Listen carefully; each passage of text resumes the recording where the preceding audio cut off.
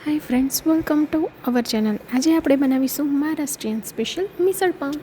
તો ચલો બનાવીએ. એના માટે મગ અને મઠ મેં પલાળી લીધા છે અને થોડાક છે ને મેં ફણગાવી પણ લીધા હતા. હવે આ જે પલાળેલા મગ ને મઠને ગરમ પાણીમાં હળદર નાખીને મીઠું નાખીને ઉકાળ્યા. ઇન બિટવીન ડુંગળી, લસણ, મરચાં એને શેકી લીધા છે. જો આ રીતે મેં ફણગાવેલા બાફેલા બધા મગને પાણી નાખીને ઉકાળ્યા છે.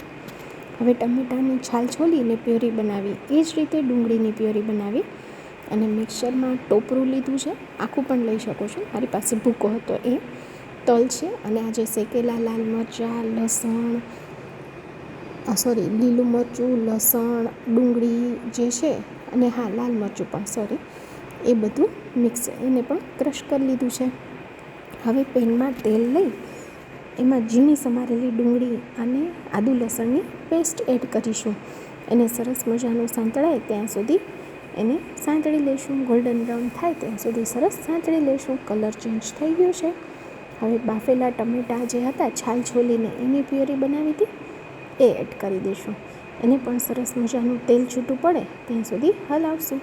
અને પછી જે આપણે તલ, ટોપરા, ડુંગળી જે શેકેલી હતી એ બધાની ગ્રેવી જે બનાવી હતી ત્રીજી એ એડ કરી દઈશું. એનાથી ટેસ્ટ સરસ આવે છે. હવે રૂટીનના મસાલા કરીશું. હળદર નાખશું, ધાણા જીરું નાખશું, ગરમ મસાલો નાખશું, મીઠું સ્વાદ પ્રમાણે. અને જે મીઠું જોઈ લેવાનું, કારણ કે આપણે મગ પણ ઉકાળેલા છે મીઠાના પાણીમાં, અને પાણી ખૂબ નાખી દઈશું કારણ કે એકદમ તરી હોય ને તો મજા આવે. અને ઉપરથી મેં ખાલી લાલ મરચાંનો વઘાર જ કર્યો છે. બહુ જ સરસ લાગે છે. ખરેખર મિસળ પાઉં ટ્રાય કરજો, મસ્ત લાગશે. Thank you.